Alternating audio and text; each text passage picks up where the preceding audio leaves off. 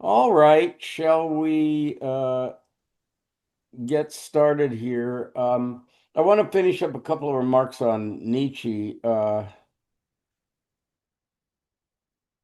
First of all, almost all of this is done from memory because an odd thing, when I got retired, it I don't want to make it sound like I was fired. The budget wasn't there for they weren't getting that many philosophy students and the budget wasn't there, and so they didn't hire me because I was just a temporary hire every semester for 35 years or something like that.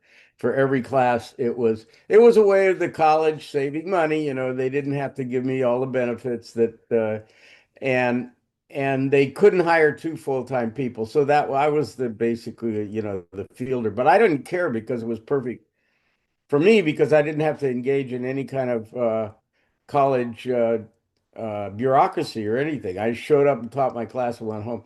Anyway, when I did that, I tossed all my notes out, and uh, I tend to do this. I tend to turn my back on that part of my life and move on. It's not out of pique or anything or anger. It's like, okay, turn that page. So I've been doing this all from memory. So just having to recreate things and so forth and look up the passages. But anyway, blah blah blah. So I was reviewing Schopenhauer as educator, one of Nietzsche's first books, and I went, oh my God, I and this is true of Kierkegaard too. I really live. I can see my life as being described in those books, and uh, it's impossible for me to tell whether I know that at the time I read them, they resonated with me. But whether I could say, "Oh yeah, I read this book and therefore I did this and this and this," I can't say that. But on the other hand, it is a way to frame a wayward and unfocused life in a way that has a slight more bit of nobility to it. That's one benefit of it. We can I can fictionalize things and put them under the heading of grand philosophical concepts. Uh, and I do. I don't know if I do. Anyway, so Schopenhauer as educator, mainly, I'm sorry Alan isn't here because one of the things that he says was even in his day, this is 150 years ago or more, education was meant to prepare one uh, for the workforce, to be a cog in the machine and to take direction and do what you were told and so forth. And Schopenhauer says that's not what education is. Education is something you must tackle and live through. Remember, Hegel said you can't stand aloof from philosophical questions. We're going to run into that with Kierkegaard again, but also with Nietzsche. And one of the issues I didn't, this is separate from what I just said, which is just a bunch of personal nonsense. But one of the issues with Nietzsche we didn't discuss greatly was the will to power, which he's very famous for, and the Übermensch. And I think both these concepts should be interpreted as personal concepts, he's not,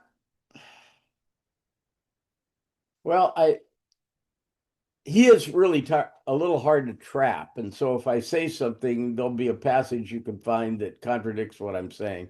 Nevertheless, let's say I view these concepts as Nietzsche talking to himself or talking to the person that wants to become actualized and not trying to emphasize great men as being people who are suitable dictators. I don't think that's what he was about. He was interested in these concepts as they applied to the spiritual growth of any individual. And so the will to power was kind of based on what he thought was based on observations of what people were. And it's similar to the concept of qi in Chinese thought, personal power. And I think I have a quote here. I've had to go re find all these. Anyway, the world is the will to power, nothing besides. And you yourselves are also this will to power, nothing besides. In other words, that it's the desire to become fully real. And he would say we share that with all living things, the desire to be, if you're say a herd animal and you're the male, you want to be the alpha male, right? You want to be as big as you can be. In herd animals, that applies to dominance over other males, but it doesn't necessarily do that in as far as Nietzsche's concerned with regard to human males. What they want to do is dominate their weakness, dominate themselves, so that they're not uh, caving in to the temptation to be. And remember, the his biggest sins were laziness and weakness, uh, lack of courage, laziness and lack of courage. So these are to be applied to yourself. And so when I'm going to be criticizing Christianity from Nietzsche's point of view, and then later today we're going to get to Kierkegaard's point of view. They both criticize Christianity, and in some ways their criticisms are similar, but they're really not the same. Nietzsche thought that Christianity was a religion of resentment. And the ideas of Judgment Day and heaven are ways that weak people get back at strong people. Because you'll see on Judgment Day, you're going to get your comeuppance. That's the kind of thing. And so it's a substitute for your own personal achievement. You say, well, referring to the Beatitudes, which is a great, the meek will inherit the earth. And Nietzsche said, no, they won't. Well, what kind of talk is that? That's the talk of a delusional person. And so he viewed some of the fundamental teachings of Christianity as delusional substitutions for actually tackling your own self. And you say, well, someday and I'll go to heaven and you won't. And that's a religion of resentment. That's what he thought it was, a religion for the weak. And he also thought, what a great marketing opportunity, because most of us are weak and most of us are cowardly. So if all of a sudden somebody tells us, no, no, you're the chosen ones, the meek, you guys will inherit the earth, not those big guys who are rich. And remember, it's harder for a rich man to get into heaven than a camel to go through the eye of a needle. So don't worry yourself, says Christianity, about dominating other men because they're going to be the failures and everything will be upside down once Judgment Day has come. This is Nietzsche's portrayal of Christianity. I'm not saying it's mine, I'm just saying that's what he thought about it. And also referring back to Plato, remember, Plato thought that the intellect and the knowledge of the eternal verities or eternal forms should and could dominate the animal nature or the appetitive nature. And that was the only real way to live. Whereas Nietzsche thought that's another delusion, that you can actually dominate your animal character with your intellect. Your animal character is what created your intellect. And so it's more primary than the intellectual character. Remember, the intellect is the claws of the human being. It's the weapon of the human being. It's not something that is independent of the animal itself. Okay, so I just wanted to spend another couple of minutes on Nietzsche before we move on to criticize or to Kierkegaard's criticism of Christianity. So he has a criticism of Christianity, which is similar, in some regards. And then I'm going to get back to, I'll do some background on Kierkegaard in a minute. But anyway, he is a great writer of parables. And as a matter of fact, you can buy a book called The Parables of Nietzsche, I think. I have it someplace that is a fabulous book because the parables are actually scattered throughout all of his other works. They're not something that he collected in one place, but somebody has done this, collected in one place. And I have three of the my favorite parables, and one of them pertains to his criticisms of Christianity. And that one is this one. He tells of a banquet where guests are all gathered and they're loudly praising the food and just and the decorations and all the flavor and quality of the food and how well it's prepared and everything, but nobody actually eats any of it. And this is so what Kierkegaard says is going on with Christianity, that everybody praises it, everybody talks about it, but people don't live it.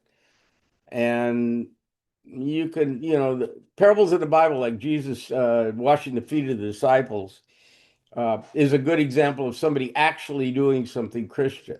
But that isn't what Kierkegaard believes is common in the Christian church. Rather, we go to church, we sing hymns, we listen to the talk, and then we go home and are dishonest in business and in our family dealings.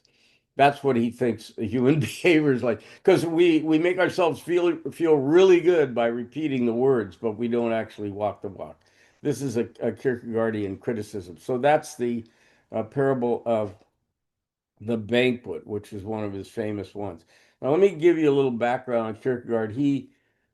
Nietzsche was raised in a very strict religious family. His father was a minister, a pastor, and Kierkegaard was raised in another strict religious family, kind of dour, and uh, but his father wasn't a minister. He was just this really intense follower, and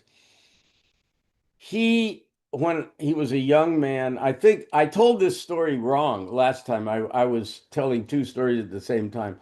He's the guy who cursed God. Kierkegaard's father went up on a mountain and cursed God as a young man, and that was not Nietzsche's father; it was Kierkegaard's father, and it was sort of a family, a tale of an ominous tale that was told in the family. And as a matter of fact, there were five children in the Kierkegaard family, excuse me, seven children, five of whom died.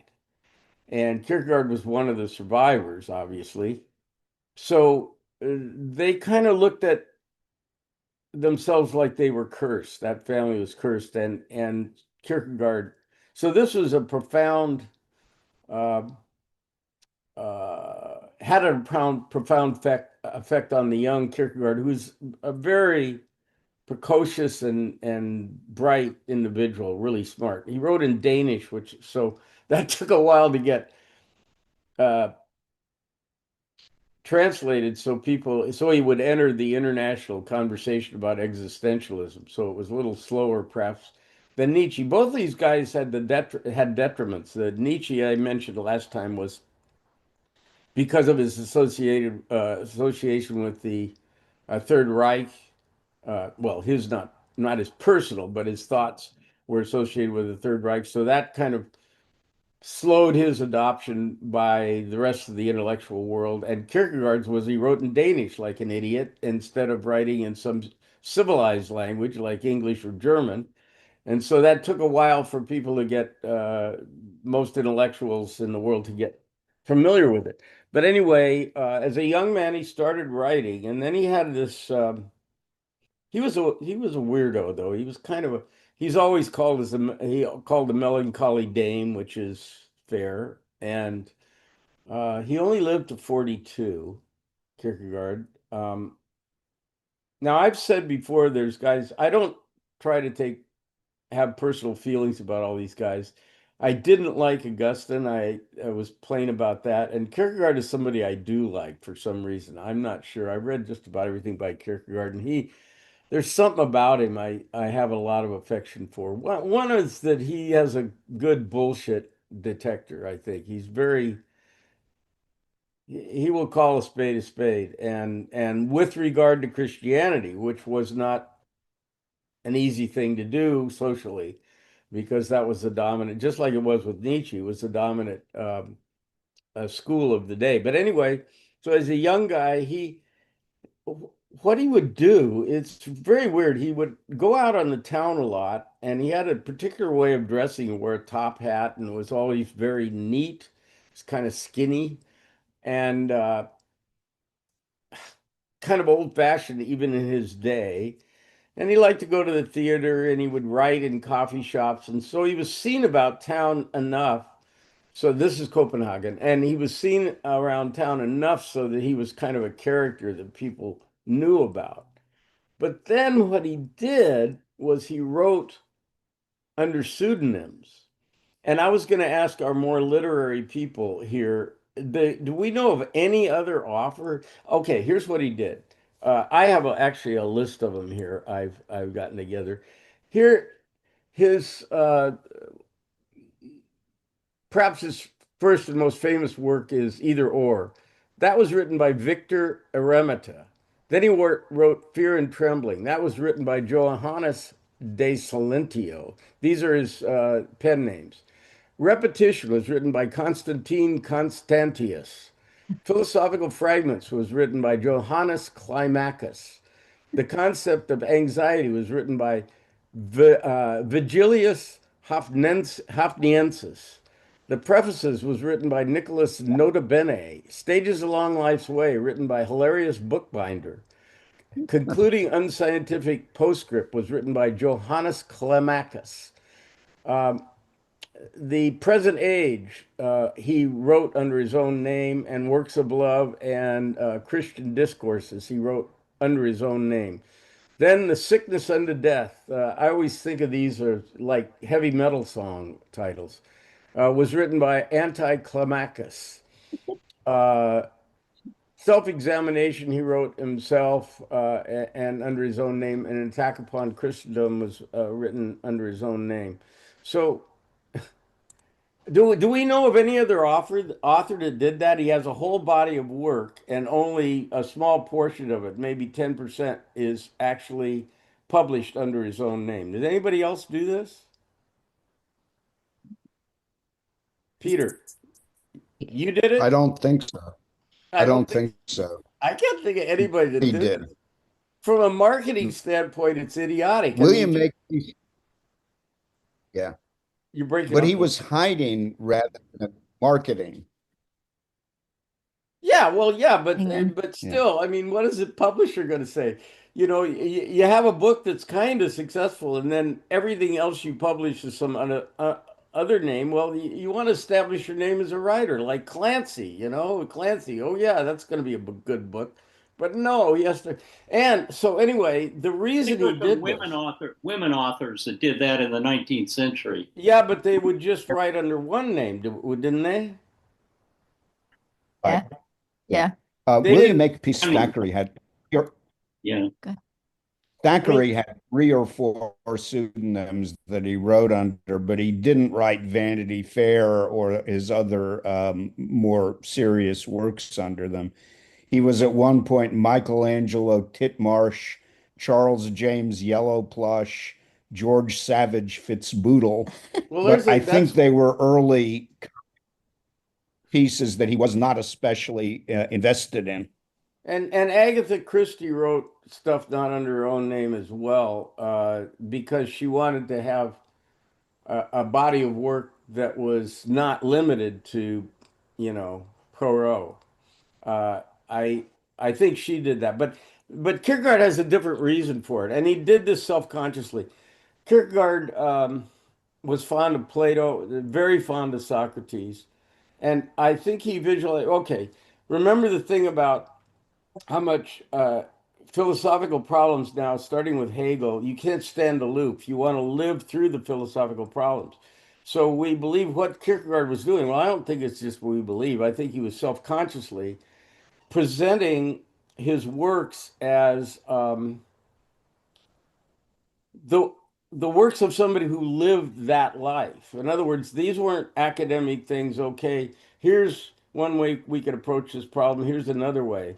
They wanted to be representations of a person's life and his complete investment in this way of thinking. And so he created different characters, much as Plato would do in his dialogues. The characters in Plato's dialogues are supposed to represent, or they do represent, like and the lackeys, they are generals and they are talking to you as generals. And Socrates is talking to you in the dialogue as somebody who's not a general.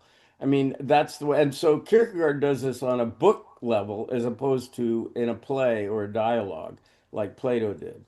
So he was trying to present these people as not just writing about a way of life, but somebody representing a way of life. Yeah, Peter. I thought of a closer parallel.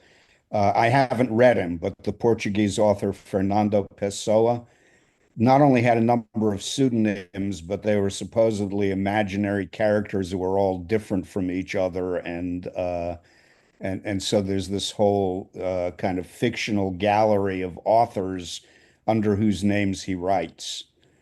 But as I said, I know very little about him, Yeah, I'd never heard that and he name doesn't before. sound like a great writer to me either, I would say. Kierkegaard is. There's the Alexandria Quartet too, that, but that's fiction, you know. These aren't works of fiction, really. They're Kierkegaard is a great writer. He really is one of my. He's a great dialectician, and that is the right word for it. But he's great at pulling out the contradictions and forcefully revealing something by showing the contradictions that are embedded in it. So anyway, he was around the age of 26 or 27. He started this affair with a girl named Regina Olsen, who was 17, 18, 19 in that age group. And they had this intense affair and became engaged. And then Kierkegaard broke it off when he was about 27 years old. And most of everything he wrote was after. He had already written things, but most of what he wrote followed that breakup. And so from the age of 27 to 42, he wrote most of his, well, he didn't write anything after he was dead, as it turns out. So during that 15 years, he wrote quite a tremendous amount of stuff. And the most famous things are Either Or and Fear and Trembling, and also the journals. His journals are personal, and so they're obviously composed by him, and they're they're very wonderful too. Anyway, so what I'm going to do is I want to let me see. Shall I tell you these others? There's another couple of parables. I think I'll mention those to you before I go into we're going to talk about Either Or and then also Fear and Trembling. That's mainly what we're going to concentrate on. So let's see. There's a couple of yeah. I think well, I'll go over these now. I mentioned the parables. This is another um, parable, and this is from Works of Love because this is a real essential kind of existentialist thing. And I'm quoting Kierkegaard here. The ship's captain, okay, we're talking about a ship at sea. The ship's captain, when approaching the harbor, must decide the precise moment to turn the ship. But the ship does not stand still while he deliberates. It moves continuously forward. If he turns too early or late, a disaster will result. The captain must therefore make his decision amid ongoing movement, guided by experience, courage, and resolve, trusting that the moment he chooses is the right one. So too with the individual who must make existential decisions. One cannot pause life to gain perfect clarity. One must act within the flow of existence, embracing the risk and responsibility involved. So this is, let's compare this to an earlier Christian writer who wrote about a ship, and that's Thomas Aquinas.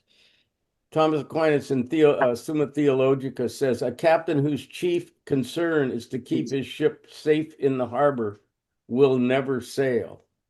So that's almost an existential or Kierkegaard's is almost an existential mirroring or reflection on Aquinas here. And so Kierkegaard's saying you can't find a safe spot. Remember this whole idea of philosophical problems. You can't stand aloof. There's this idea with Aristotle and Plato that you're going to contemplate life. You're going to figure out what's the truth. And the existentialist, and Hegel isn't really an existentialist, but starting with him, the idea is no, in life, that doesn't happen. You can't wait until everything's clear for you. That's that's not a possibility. You have to decide every minute uh, how you're going to proceed, and that's why existence, as Sartre says, precedes essence. So that this is another one of Kierkegaard's parables about that idea, the ship's captain having to decide when to turn and knowing that a second too late or too early will, like Sully Sullenberger, just just any, 1 degree of difference with his plane hitting the water and everybody would have died kind of thing. And he didn't have time to figure out the whole problem in advance. I don't know if you saw that movie, but I really appreciated the fact that Sully there's a hearing about it and he says, "Look, this was real life. I had to make this decision uh, with uh, without sitting down and diagramming everything out for myself." And uh, it turned out he was right anyway, but this is the kind of thing Kierkegaard's talking about. Okay, another parable that I is one of my favorites from Kierkegaard is uh, of a pastor. Now, this is kind of on the same theme that we can't figure everything out. So this is from a book called Practice in Christianity. By the way, Kierkegaard's also a great writer of sermons. He's just so good. He's such a great writer. Anyway, you want to understand everything before you believe, but faith does not demand such perfection. If you'll remember, Augustine said, "You believe so that you can understand." And so Kierkegaard here says you want to understand everything before you believe, but faith doesn't demand such perfection. You must begin where you are with what you do understand. Oh, by the way, I didn't set this up. A young priest or a young pastor has been studying the Bible and found all kinds of inconsistencies and anachronisms and so forth. And if you want to read about that, the best book, I think I've mentioned it before, is Thomas Paine's Age of Reason. What a teardown of the Bible that is. It's so great. Anyway, uh, so this young pastor has discovered all these inconsistencies in the Bible. He goes to see an old wise pastor, and he says, "I don't know. My faith is shattered. I can't believe the Bible. It's just so full of nonsense." And so the old pastor, this is what the old pastor says to him: "You want to understand everything before you believe, but faith does not demand such perfection. You must begin where you are with what you do understand. Go and do those things that are clear to you. Live them earnestly and sincerely. This is the proper beginning of faith. When you have accomplished this, when you've taken the first steps, then return and speak with me again. Only through this process can true faith be born and matured. Trying to grasp all difficulties at once leads to despair." So uh, the the thing is that the plain message, I think, of Christianity, which is love your brother as yourself, is infinitely difficult to do. So when the pastor tells him, "Go do the things you can understand," it's easy to understand intellectually, impossible to do. And so that's what the old pastor is saying, the young pastor: do the things you can understand, as if that were easy, and forget about the things you don't understand. This is kind of a wonderful parable, and it's also consistent with the idea of Kierkegaard and with uh, Goethe and Nietzsche, that there isn't any plan out there that you can arrive at and finally know that you've got the right thing going on. That doesn't exist. So you just have to go. Anyway, a couple of paragraphs from Kierkegaard. Now, the his the two great works we're going to talk about are uh, Either or and Fear and Trembling. Uh, Either or is a book of letters between two guys. One is called A, and he stands for the aesthetic man, and then the other guy is called Judge William or the judge, and he stands for the ethical man. Kierkegaard outlines, and this is kind of echoing Plato, three stages along life's way, and they're different from the three parts of the soul of Plato because they're existential, they're stages, they're processes you go through rather than being uh, parts of the soul.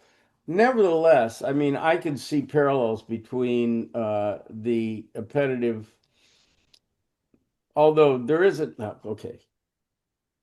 There's three parts of the soul in Plato, the appetitive, the passionate, and the rational.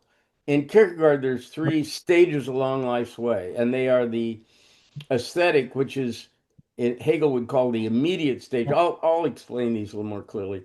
And the ethical, which is the inner, which is the, uh, I would call it in Hegel, you would call it the mediated stage, where you're thinking about things and not just acting.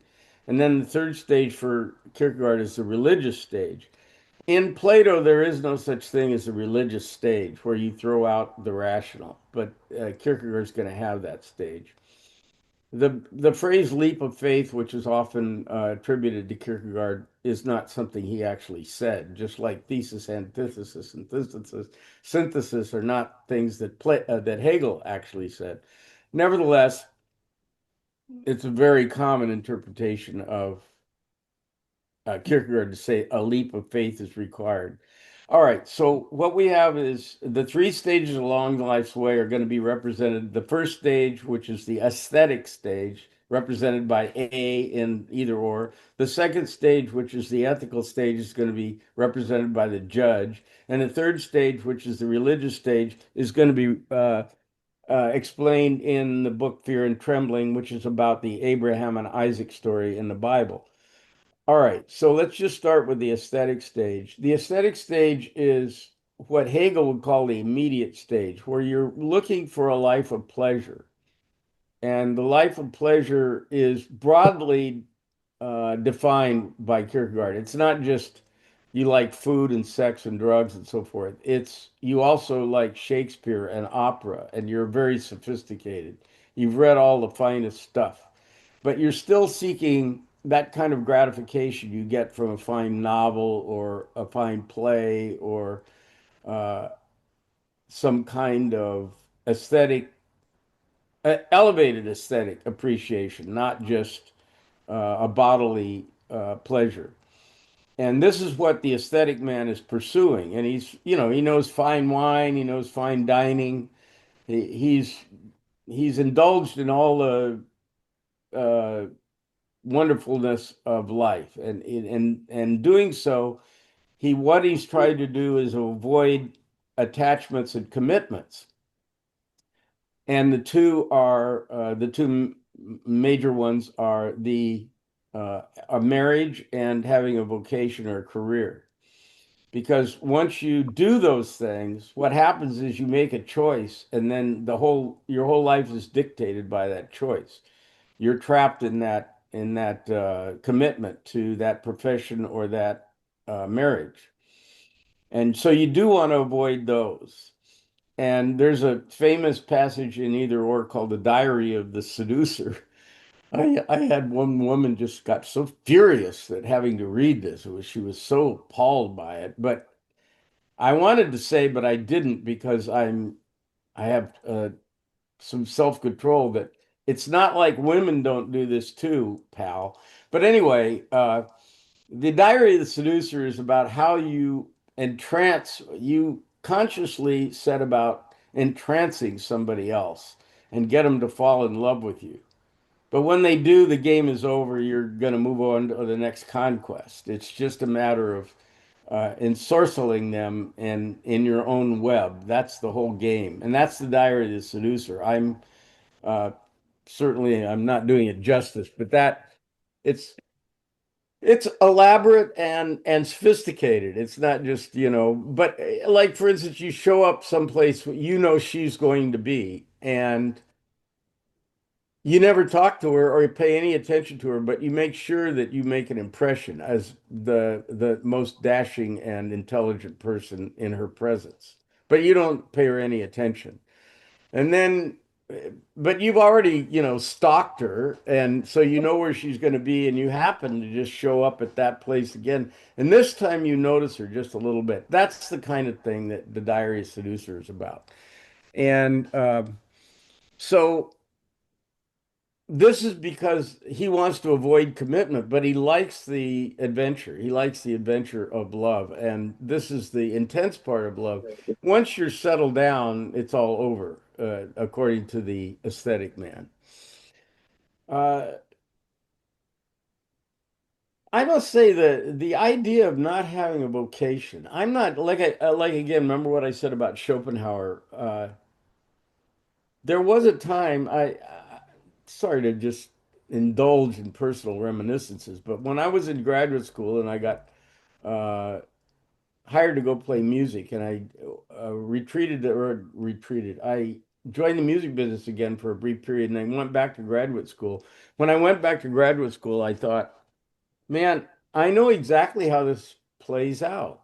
That, I know what a career of an academic is. I've been around academia long enough to know.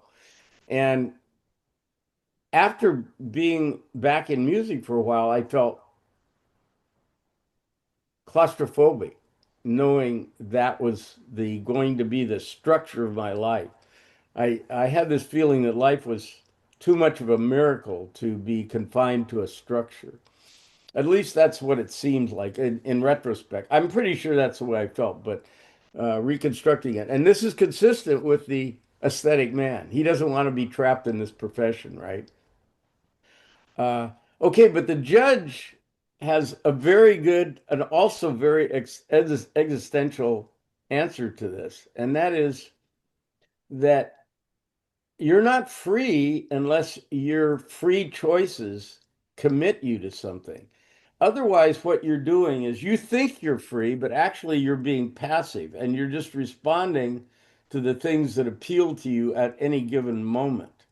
And so you're really being not a, you're not making a choice. You're avoiding making a choice by just going from the thing to thing to thing that appeals to you at the moment. That is not creating yourself. Creating yourself means making a commitment and saying, I'm going to do this, choosing to do it consciously, and then following through on it. That's what being free is. So what you're doing is insulting the idea of, he didn't use the word, but existentialism. You're insulting the word freedom by saying freedom is just being a will o' the wisp and doing whatever you want whenever you want. That's not being free. Being free is making a conscious and passionate choice to do something and then following through on it. And your ability to follow through on it is consistent with your level of passion. And so I like to compare this to, in the 20th century, there's a Protestant theologian called Karl Barth. And he was quite familiar with Kierkegaard. And as any respectable theologian would have to be, after Kierkegaard, the theologians had to answer to this stuff. Anyway, so what Barth says, I think, very wonderful about marriage. He says, um, no, marriage is a vow. It is not a mood that you're in. When you get married to somebody, you take a vow, and that is a choice to commit yourself. It's not like I'm in a happy mood today, I think I'll get married. It's okay, I've made a decision and I'm going to stick with this decision till death us do part. And Bart says, he puts it very simply. He says, before you get married, love is a question. Whether I love this person is something you ask yourself. But when you finally decide it and get married, love is the answer to every other thing that happens that may have previously caused you to question your relationship. You know that there's an answer because you love that person. That's Karl Barth's a distinction between being married and not being married. And it's that commitment that the aesthetic man wants to avoid. He wants to avoid uh, the uh, the making the vow, but the judge says, no, whether you got married or not, you're no less free. When you're married, the only difference is that you choose to be with that person every moment of your life. You're always choosing.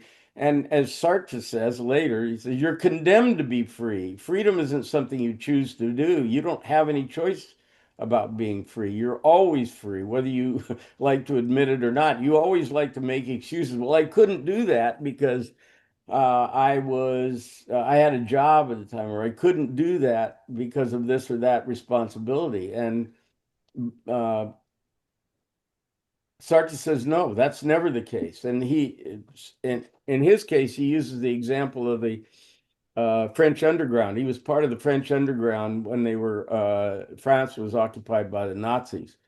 And he said, we've never been freer than during the German occupation. That was his quote. And the reason is that it is very clear whether you choose freedom or not. And the alternative is death.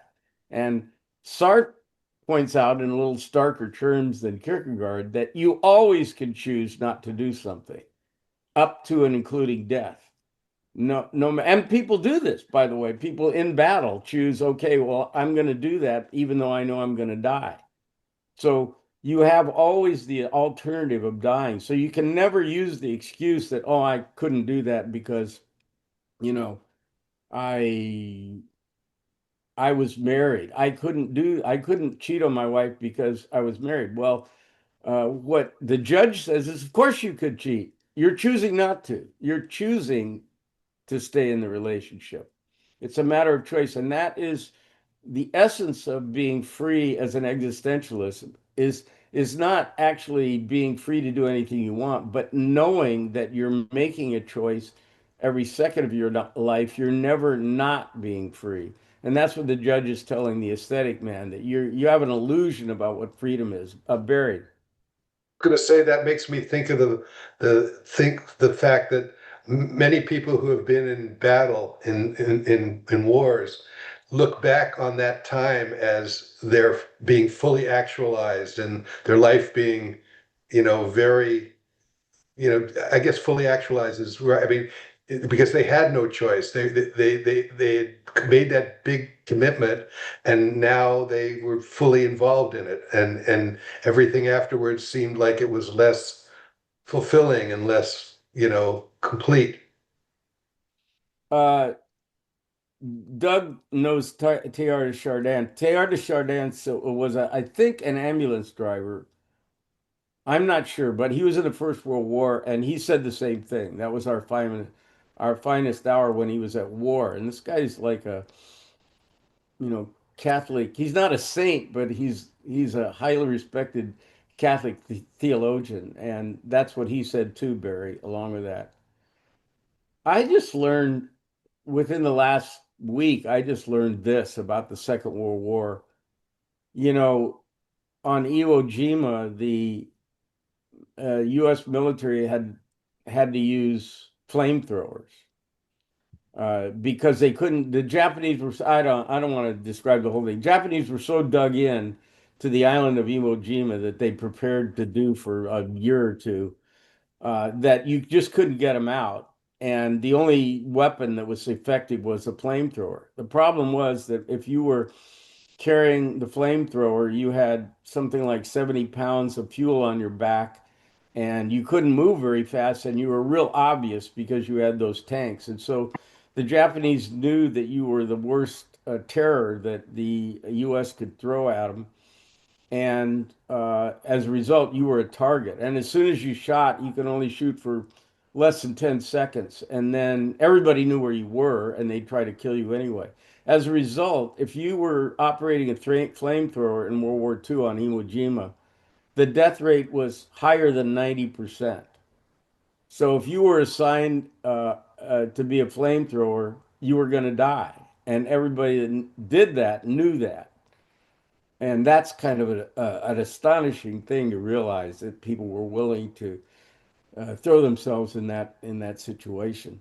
So yeah, people do choose to do something that they know will risk their death. And so that all Sartre is doing is pointing out something that we all know, we just ignore because we just go have coffee and live a nice life. We don't have to think about these things. But uh, the existentialists want to point out to you that no, you're not just having coffee. You're making an eternal choice, which and that is a phrase I believe Kierkegaard used. Every choice is an eternal one, and that's a different way of interpreting Jesus's the kingdom of God is at hand. In that you're not it's not life is not something that's going to happen later, or heaven is not really something is that if you're there are existential theologians and they would say heaven is not something that's going to happen later. In fact, even Hindu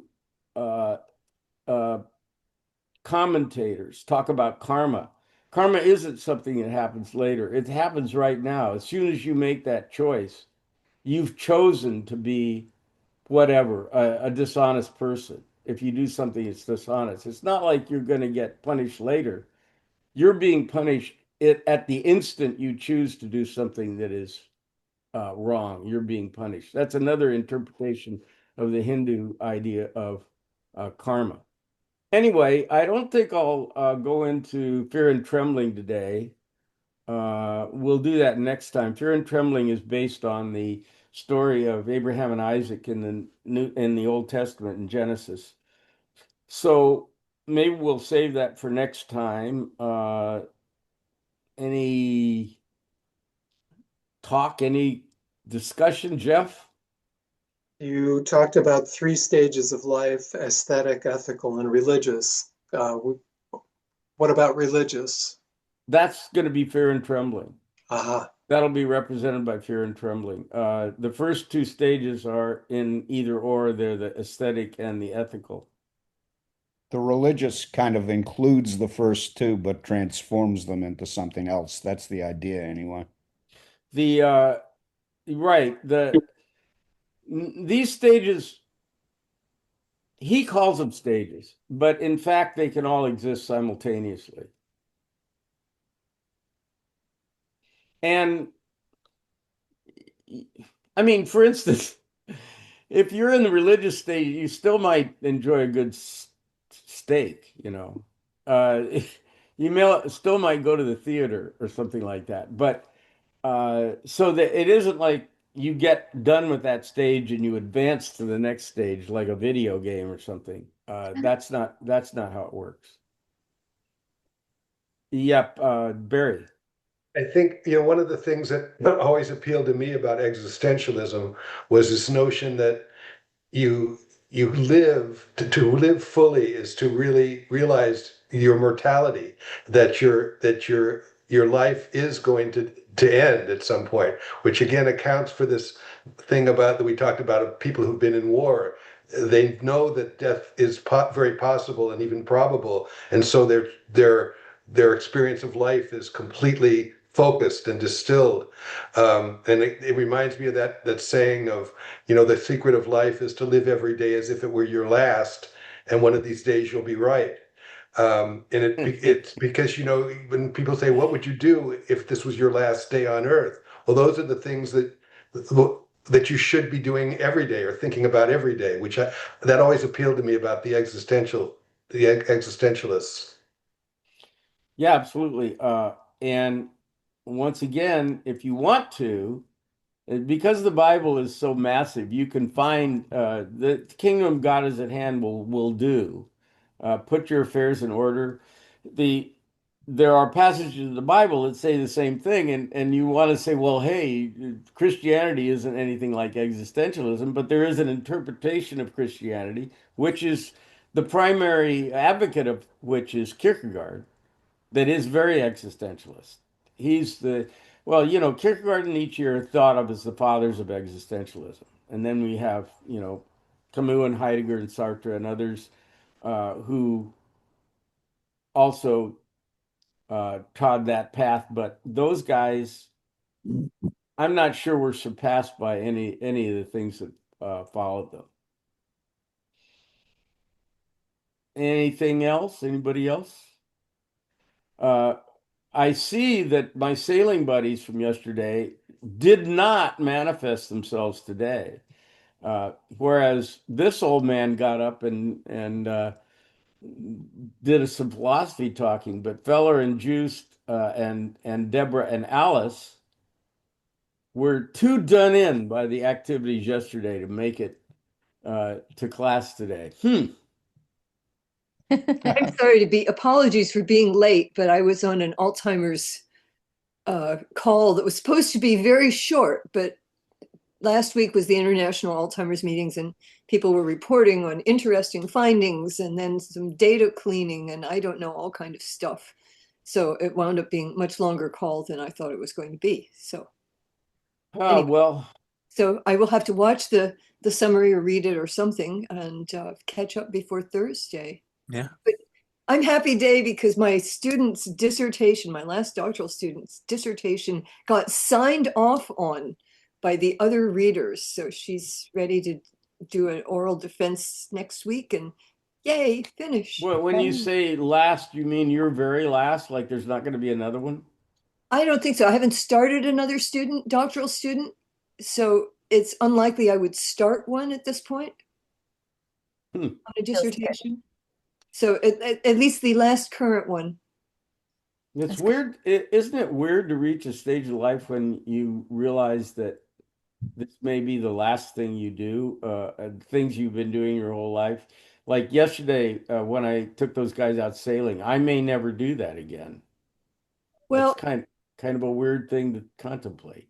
well, I still am on committees occasionally, you know, so it's just I'm not going to super and our grandson showed up with his younger sister the other night and I finally got him to talk about the paper he's writing and it turns out to be in my research sweet spot, which he sort of knew but not really. So I was very excited and I was actually able to point him to a couple of places he might look for some ideas on the bound he's trying to find or understand. He's working on something that's kind of combinatorics, graph theory, something that's kind of one of my fields. So that was fun to actually. So you know he's still an undergraduate, but he wants to go to graduate school. And Hey, weren't you, Laurel? Weren't you when you first started kind of an outlier, being a woman in a STEM field? yeah, I mean, it was years before I was in a department with another woman. I was in one, but then she didn't get tenure and left. That was brief. But it wasn't really until I was at Harvard that I had major female colleagues around. I knew some at Stanford, but you know, no, I was kind of an outlier. And yeah, even in high school, there weren't a lot of girls, young women doing math.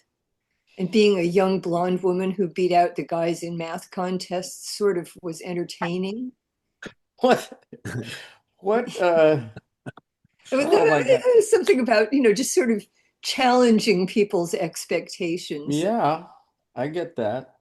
You know, being younger than a lot of other people and kind of a Well, I don't want to make this all about you, but why do you think you were brave enough to uh, uh, not just fight the stereotypes in that way, but in your own mind? I mean, you were raised like other typical American girls, I expect. And you know, my father was a premature feminist. He had women students. He encouraged my dad to go to college. Their deal was that when he finished his doctorate and started teaching, then she could go to school. So he was a premature feminist and really was very supportive. And I had a certain amount of oppositional tendencies. So when, you know, I would get told, oh, well, delicately you can't do that because you're a girl. I'm like, yeah, right. You know, just watch me. And if you do that and succeed, and fairly early on, I figured out that I guess my 8th grade algebra teacher, I had missed some school because I had an injury to my good eye. And so I wound up getting a C because I wasn't able to do anything, to use my eye or do anything for like a month or two. So I got a C the first quarter and it really pissed me off. And he said, well, all right, you can, you know, I'll put some extra credit on tests. And if you know, harder problems. And I realized at that point that he would draw his problems from the book, the ones that were not assigned because they were harder. So I went back to the beginning of the book and worked through and did every problem. Oh God. And after a while I had 130% average. And he's like, okay, you made your point, you can quit. And I'm like, oh no, why? Yeah. And I realized at that point that if you work at it, you can do all sorts of things. And I really just didn't like being told, oh, Yeah. well, too bad, you're a girl, blah, blah. I want, we mentioned early in this session about how women were excluded, as they were from most professions, from philosophy. And so I always apologize. We're not going to read any women because the major people are not women. Well, anyway, here's a corollary to that I found peculiar, and that's why I'm asking you this, is that I had many bright women students, but when I told them they were bright, I'm exaggerating just slightly. It was like I told them they had a good personality. In other, in other words, they really didn't take it as a compliment. I said, look, you have a talent for this. You have a talent for seeing these arguments.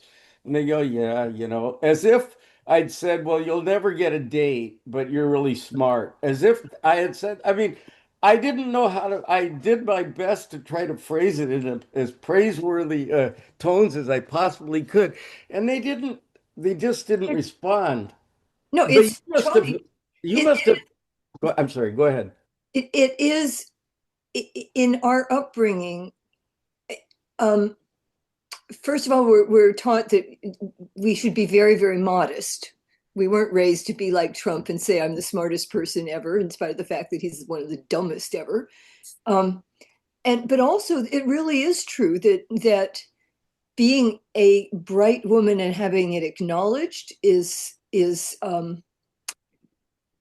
viewed as, in a lot of circles at least, as inappropriate. One of my classmates at Stanford. Inappropriate. No, let me tell you, one of my classmates at Stanford, who was this woman who modeled part-time. I mean, she was this gorgeous, elegant creature, beautiful, was told and she was tall. She was maybe 5'9" or so, to 5'10". And her doctor told her mother when she was in high school that that she should discourage the Nancy from studying math because it would be too great a handicap in the marriage market for her to be both tall and good at math. Okay. Ah, Well, you told that? No, I wasn't told that, but my friend Nancy, who I mean, Were you discouraged from pursuing math? oh sure, here and there, but math has the advantage of being pretty objective. And if you turn in a paper and everything's right, they can't really tell you you're not good at it. It isn't until research time, much later on, that people can be somewhat disrespectful. And I did run into some of that much later on. But even there, at some point, you do something really elegant, and there has to be some acknowledgement that it's good. But yeah, I know that you can keep getting A's in it and keep getting hundreds on tests, and eventually, sooner or later, they have to say, well, okay, you're just weird. So you may be, they can't say you're dumb, but they can say you're weird. Like, okay, that's fine. Oh, That's fine. I can live with that. well, there are women philosophers. I think there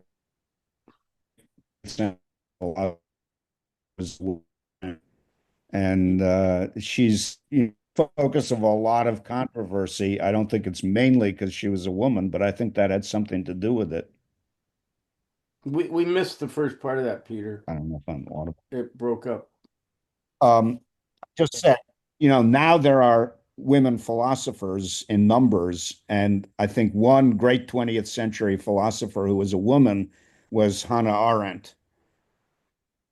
Yeah, I agree with that. I think that's one of the reasons, though not the main reason, why she became so controversial.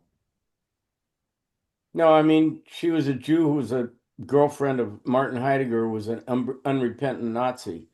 kind of an interesting, Yeah. just biographical detail. No, Well, I actually met her one time, and somebody asked her Really? about Heidegger, and she said Heidegger was not a man of the world. He didn't understand the world. Karl Jaspers did. Now, that's obviously not a complete answer, but I think it's a very interesting thing to say about Heidegger, that he didn't really understand what he was going in for as a Nazi. That may not be true. It may be too well, he kind. never, as far as I know, he never repented. And I think by the time he was an old man, he should have known what they were up to. Absolutely. Absolutely. But he did stop wearing a Nazi uniform to class Jesus. in the 30s. Oh, For a while, he did. we're not going to talk about Heidegger here, but I mean, he's worth reading. It's not, I don't, uh, I just don't do that. I don't take somebody's I always use the example of Caravaggio. I still like his painting. It's not hard for me to distinguish the two, the work and the life. Otherwise, I'd have to toss Chuck Berry out, and I wouldn't like that, or just about everybody. I mean, in the rock and roll Yeah, business. just about everybody. All right. Well, it'll be a little short one today. Like I say, I'm a little tired, and we'll just finish Kierkegaard next time, and then move on. Maybe we'll start doing a little bit about the 20th century, maybe a little bit, and uh, but we're winding down now. We're getting to the end of it. I might have a overall view to give you. I don't usually do that, but maybe I'll do that this time. So there you go. We'll make it a short one, but we will see you Thursday. We're gonna do. I don't know what we're gonna do when we're all done with this. Yeah. Drink. Oh, Maybe we'll get a literature class or something. yeah. Got some people here who could teach all sorts of other things. Maybe calculus. No. God. Now you've gone I, too no, far. I don't think so. I don't think so. Math and I started Sort of philosophical. long ago. Yeah. All right, guys. We will see you on Thursday. Thank you, Tony. All right. Bye.